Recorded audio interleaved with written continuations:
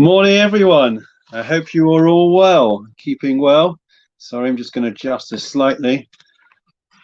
Okay, so today's learning is dedicated in memory of Leah Bas Faivel, and it's dedicated in memory of Tzipia Bas Mordechai, Avram ben David Slaven, Shlomo ben Yisrael Morris, Eliezer ben Shmuel Teret, Eliezer Shalom ben Avram Shmuel Beret, Tzipora Feigela Bas Reuven Baruch, Shalom ben Eli Ali, Bena Bas Faivel, from Shoshana Bas Yaakov Shmuel. We wish each and every one of their respective families long life and only simchas in the years ahead. We are up to the Mishnah that discusses about some of the great wonders that have occurred in the course of history, and they were all predestined and they were created from the outset. So let me read the Mishnah and then I'll explain what I mean. I hope everyone is keeping well. There were 10 things that were created on Erev Shabbos. We're talking about the first Shabbos of creation, right? So and they were created in the twilight period. Twilight is an interesting halachic period in that it's when it's becoming dark, and it is a question, in fact, whether it is considered day or night. Okay, it is a question as to how we deal and relate to that particular period. Ve'eluhe, these are the 10 things that were created. The first Shabbos in creation, right? So they're created as Shabbos was beginning. Pi ha'aretz. What's Pi ha'aretz? The mouth of the earth. So we know that when Korach was swallowed up by the earth, then he was swallowed up, right? That is the Pi ha'aretz, that's the mouth of the earth. So that's the first thing, Pi ha'aretz. And it's interesting that I can't remember where, it may have been a Gemara that says as follows, that we know that when it came to the killing of Cain, of Abel by Cain, right? So the earth, as it were, covered up, right? It covered up that murder, right? So therefore, as a consequence to that, therefore the earth, as it were, had to make a correction, right? By creating a sanctification of God's name, because obviously that was a disgrace of God's name with somebody being murdered, and therefore it opened up its mouth to swallow up somebody who was considered wicked, which was Korach. Upiha ba'er, the mouth of the well, right? What was the well we are talking about? We're dealing with the well of Miriam's well, right? In her merit, we had water, right? We were sustained throughout the years of the wilderness. Piha oson, the mouth of the donkey. So we know that the ass of Bilam, right? Bilam, who cursed the Jewish people, tried to eradicate us. The nations of the world had tried every other means, tried attacking us, tried all different things. So he tried to curse the Jewish people, and it failed dismally, and that's how we got the blessing, Ma tova lecha Yaakov mishkanesecha Israel. How goodly are your dwelling places, O Israel. Interesting that we have that as our adage, which is above the ark or above the shuls, right? So the blessing we get from Bilam. The next thing that was created at the time of creation was Vakeshes, right? Rainbows, right? But rainbow in particular, we are referring to the rainbow of Noah, right? After the flood. So God created a rainbow, right? The array of colors, and that was like in the shape of a bow pointing upwards. That's what a rainbow is. Thereby, it was a covenant between God and humankind that he would never, ever wipe out humankind again as he had done at the time of the flood. Vahaman, right? Manna that we received in the desert already was created from the time of the first Erev Shabbos. Vahamate, the staff. Which staff are we referring to? So there was a staff which Adam had, the first man, and it had the name, the 4-letter name of God on the side of it. And that staff eventually became the property. Eventually became the property of Moshe Rabbeinu, right? Moshe performed the miracles with the staff. Vashameh. Now this is one that you may not be aware of. Up to now, you probably will have some idea. The shameh was a little worm, okay? And the shameh was a worm that was a very powerful, miraculous worm that was able, like it was like a saw that was able to saw through everything. So according to the Mishnah, it says that it had the ability, the power, the potency to split large stones as it crawled on them, right?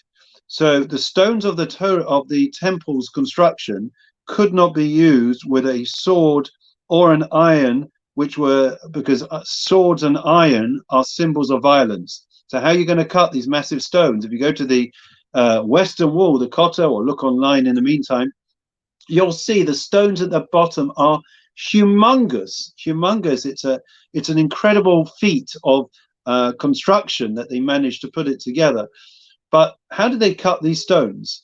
And the answer is that you weren't allowed to use any materials or any object that could be used in war or in violence, and therefore, because this was a place of that embodied peace, the temple, and therefore the Shameh worm had the ability to saw through, and therefore it took the place of conventional tools. Let's move on to the next one.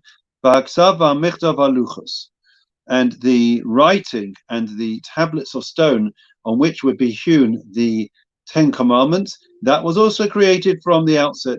And there are some that say that destructive forces, there are forces in the world, not good forces, and those also are created from the outset, right? Ukvura soy Moshe, the place where Moshe would eventually be buried, which is on Mount Ararat, I think they call it today, Hor Hahar, right?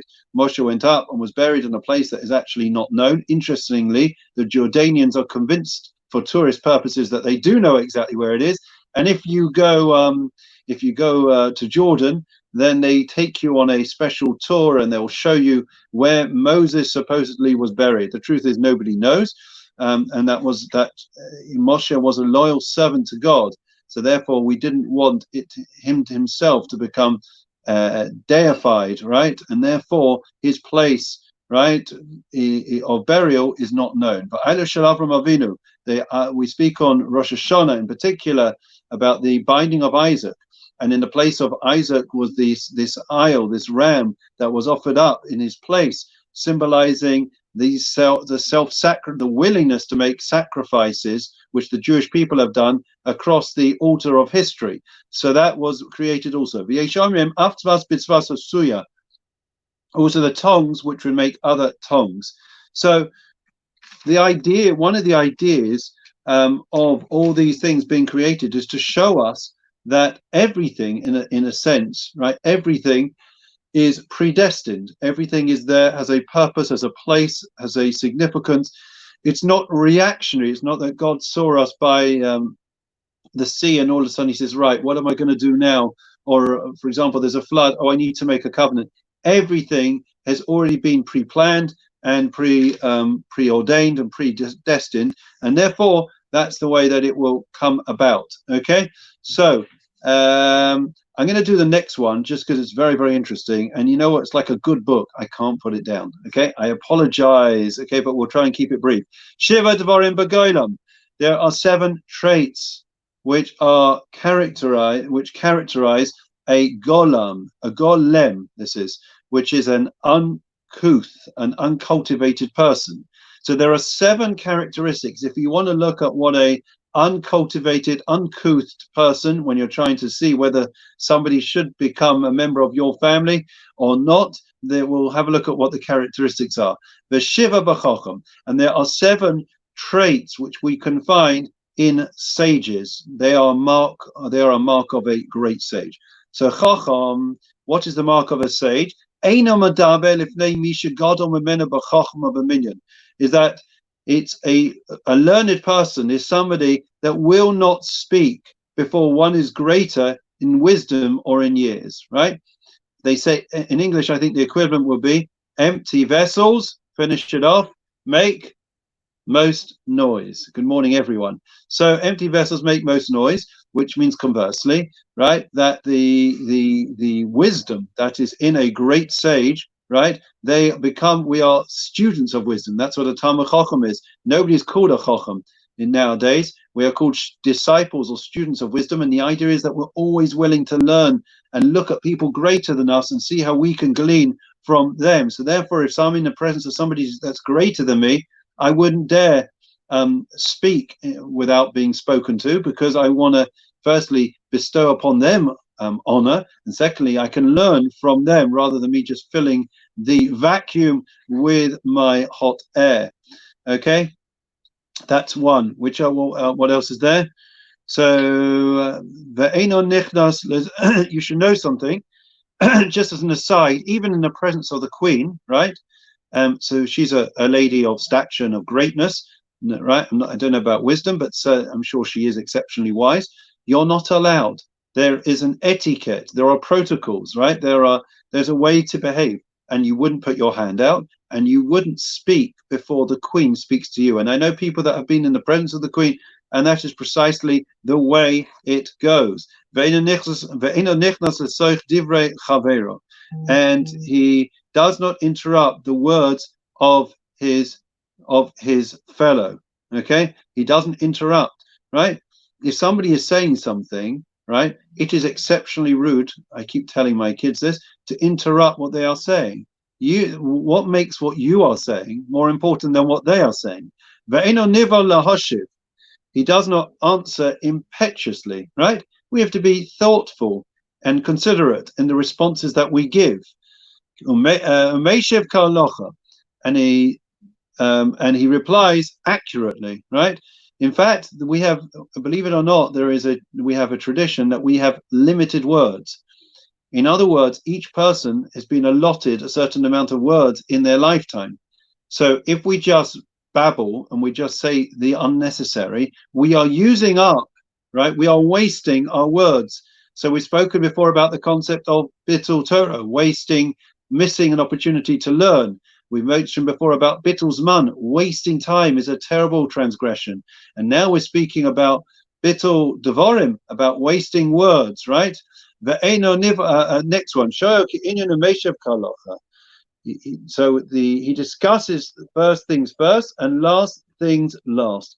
There has to be an order in the way that we interact with people. So therefore, we don't get flustered. We discuss things in the right order and speak in a cogent, clear fashion. This is the way a chacham, a wise person, would behave. He speaks about the first thing first and the last things last. And you don't guess, right? We've all been in situations where we play a guessing game. Somebody says something, we're not quite sure what they meant, or we didn't quite hear them, and we go, yeah, I know, yeah. And it's clear to the other person after a couple of seconds that in fact we okay, somebody's saying they can't hear. I hope you can hear. Anyways, it's clear to the other person that we actually weren't listening, right? There's hearing and there's listening, right? We hear lots of things. The question is, are we listening to the other person? Are we actually trying to internalize what they are saying? So it shows a greater honor and a greater perception by a wise person that he says, I'm sorry, I didn't actually catch that. Can you repeat it? And if it takes two or three times to clarify what was meant, you're bestowing greater honor and respect to the other person, that you really want to understand them, right? That's actually interesting, that because the word for intimacy, right, they say is into me see, right? If we actually really want to have a close relationship with somebody, then we actually have to really understand and really, really listen carefully. That's the way that we actually forge a very close bond and relationship with our loved ones. We move on. And he's willing to acknowledge the truth.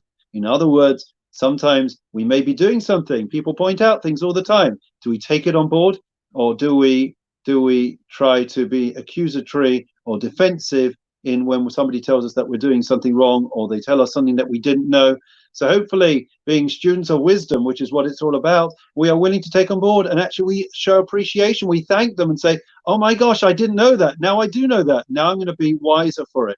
So next time we'll come on to the next Mishnah, but we've done 2 today, which is a great achievement. We are making great progress, and we are heading towards the end of the 5th chapter. So now we come to the Psalm of the day. Okay, had a fascinating Zoom meeting yesterday with Professor Whitty, Chief Medical Officer. Very insightful man, exceptionally bright and brilliant. and I'm happy on another occasion to share some of his insights, but it was absolutely brilliant for all the rabbis, right? The Lord is my shepherd, I shall not want. He causes me to lie down in green pastures. He leads me beside still waters. He restores my soul. He leads me in the path of righteousness for his name's sake. Even when I walk in the valley of darkness, I will fear no evil, for you are with me. Your rod and your staff, they comfort me. You set a table before me in the presence of my adversaries. You anointed my head with oil, my cup overflows. May only goodness and kindness pursue me all the days of my life, and I will dwell in the house of the Lord for the length of days. Now come to the memorial prayer. Elmali Rachamim, Sheikhin, Van Raimi, Mam Semenochan, Chaina, Akan Peshin, Amalos, Kadoshim, Maturin, Kazarikim, Azirim, Es Nishmois, Lebas Pivot, Sivibas Mordechai, Avram ben David Slavin, Shlomo ben Yisrael Morris, Eliezer ben Shmuel Teret, Eliezer Shalom ben Avram Shmuel Beres, Tipara Fegelabas, Ruben Baruch, Shalom ben Eli Ali, Ben Abbas Pivot, from Hashem was Yaakov Shmuel, Shalach, Oli Olamam, Bekan Aiden, Temenoch, Sam Lachem, Belarachamim, Yasi Rain, Besaisa Kanap, Aviolamim, Yetsobas, Chaminishmazam, Adonai Anachlasam v'yanuchu b'shalom amishkavam v'nomar Amen. Wish long life to all those that are saying Kaddish or would be saying Kaddish in the current climate of today. We end with a Refuah Shlema prayer for all those that are suffering from COVID and other maladies. Everyone should have a speedy and a full recovery. Mi sheberach Avosenu Avraham Yitzchak Yaakov Moshe Aaron David Shlomo Yivarach Ra Pesach Chaylim Babo Sha'anu Mispalim Babo Ram Bischos HaKadosh Baruch Hu Yimalei Rachim Yimalei Lach Malefotzam Yishlach Lem Fush Lem Shemaim Lachalvem Beso Shachal Yisrael Refuah Nefesh Refuah Guf Hashabak Magariv and Omar Amen. Wish everyone, each and every one of you, should have a great day, successful day of health, happiness, bracha v'atzlocha v'chum ma'asecha. In all your deeds, you should be successful, and look forward to seeing you tomorrow morning, the last one before Shabbat. Take care. Have a great day, everyone.